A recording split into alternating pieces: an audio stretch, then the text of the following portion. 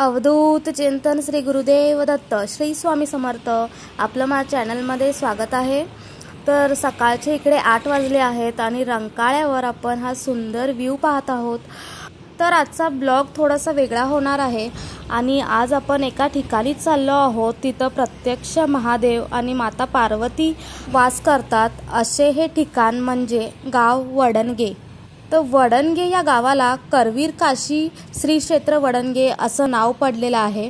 तर ह्याची ख्याती खूप मोठी आहे आणि आता आपण जाता जाता व्हिडिओमध्ये मी तुम्हाला संपूर्ण माहिती या मंदिराची देणार आहोत आणि आपण तिथे जाऊन दर्शनही घेणार आहोत। तर चला माझ्यासोबत। कोल्हापूरच्या उत्तर दिशेला वसलेलं पण करवीरच्या क्षेत्र महात्म्यात महत्त्वाचं स्थान असलेलं गाव अर्थात वडणगे। भगवान शंकर आणि माता पार्वती यांच्या वास्तव्याने पावन झालेली ही भूमी। लोककथेप्रमाणे करवीरचा महिमा ऐकून या क्षेत्राचं दर्शन घ्यायला स्वतः भगवान विश्वेश्वर माता पार्वती काशी सोडून करवीरात येण्यासाठी निघाले होते। देवांचा नंदी रंकाळ्यावर पोहोचला व श्री शिव पार्वती वडणग्यात राहिले तोवर कोंबडा आरवला आणि माता पार्वतीसह भगवान शंकर जिथे होते तिथेच स्वयंभू शिवलिंग रूपात व माता पार्वती तांदळा रूपात अर्थात वडणगे गावातच पण वेगळ्या ठिकाणी स्थिर झाले।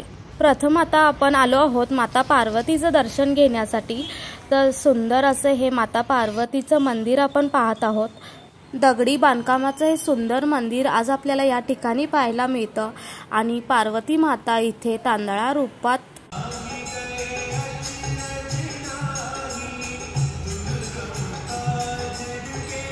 जसे वाराणसी काशीमध्ये भगवान शिव व माता पार्वती स्वतंत्र मंदिरांमध्ये विराजमान आहेत, तसेच करवीर नगरीमध्ये काशी क्षेत्र वडणगे गावामध्ये भगवान शिव व माता पार्वती स्वतंत्र मंदिरांमध्ये विराजमान आहेत।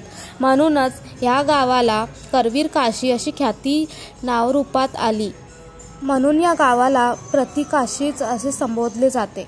करवीर महात्म्या या ग्रंथामध्ये महर्षी अगस्ती यांनी उमा त्र्यंबकेश्वर असा या क्षेत्राचा उल्लेख केला आहे।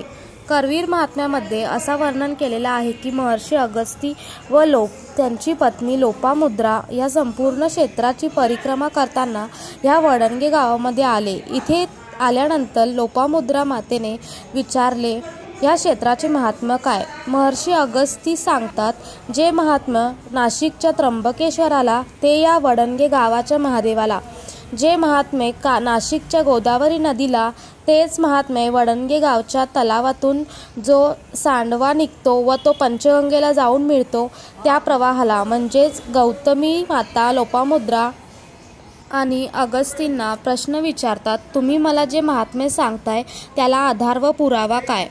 तेव्हा महर्षी अगस्ती पुढे सांगतात, धर्मशर्मा नावाचा एक ब्राह्मण होता, तो पंचमहापातकी होता। मुळात ब्राह्मण कुळात जन्माला येऊन तो पातकी झाला, ह्यातच त्याने सगळे आयुष्य वाया गेल्यासारखे आहे। तोही सगळी वाईट कृत्ये करत होता। योगायोगाने हा धर्मशर्मा त्याच्या लोकांच्या पाठीमागे लागून या वडणगे क्षेत्रामध्ये आला काहीतरी खायला मिळावं म्हणून, आणि चुकून त्याच्याकडून महाशिवरात्रीचा उपवास झाला व त्याने महादेवाची बेलपत्र वाहून पूजा केली। त्याच्या हातून महादेवांची पूजा झाल्यामुळे तो सर्व पापातून मुक्त झाला व महादेवांनी त्याला पुष्पक विमानातून कैलासाला नेलं असं महिमा अगस्तींनी सांगितलेला आहे। अगदी पार्वती मंदिरापासून 1 किलोमीटरपर्यंत महादेवांचं मंदिर आपल्याला पाहायला मिळतं। अत्यंत सुंदर आणि अलीकडच्या काळात त्याचा जीर्णोद्धार झालेला आहे आणि महाशिवरात्रीला इथे अत्यंत मोठ्या प्रमाणात यात्रा भरते। महादेवांचं दर्शन घेण्यासाठी भाविक लोक खूप लांब लांबून या मंदिराला येतात। आपण वाराणसी काशीमध्ये पाहतोच की शिव व माता पार्वती यांची स्वतंत्र मंदिरांमध्ये ते विराजमान आहेत। अगदी तसेच करवीरामध्ये हे माता पार्वती आणि महादेव वेगवेगळ्या स्वतंत्र मंदिरांमध्ये विराजमान आहेत। म्हणूनच या गावाला करवीर काशी असे नाव मिळालेले आहे।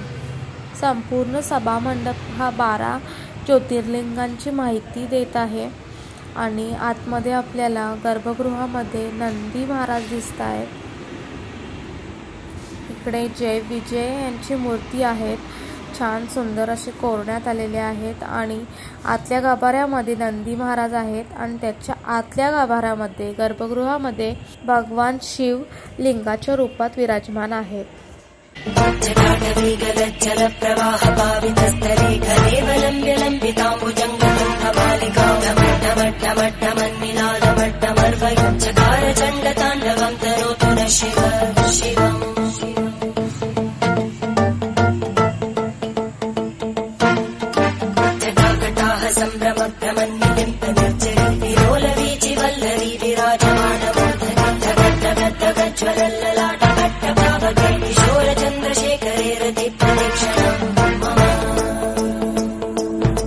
तर अशा या पवन पावन क्षेत्री माता पार्वतीच्या कृपेने सर्व भौतिक सुख तर महादेवांच्या आशीर्वादाने आध्यात्मिक सुखाची प्राप्ती होते।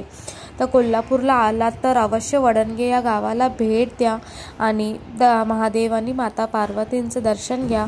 करवीर काशी क्षेत्र वडणगे। तर हा व्हिडिओ मी इथंच एंड करते। व्हिडिओ आवडला असेल तर लाईक शेअर आणि सबस्क्राईब करा। श्री स्वामी समर्थ।